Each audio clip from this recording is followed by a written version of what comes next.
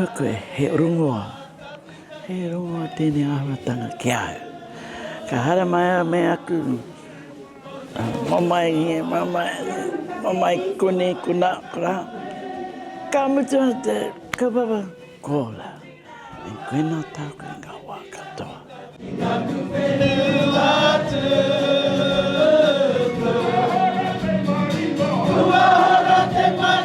Te whai haere hoki i ngā wawata o rātou ka ngaru atu.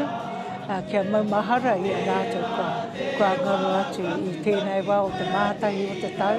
Ka tika rā tēnei i huihuinga tēnei, kia maumahara i rātou.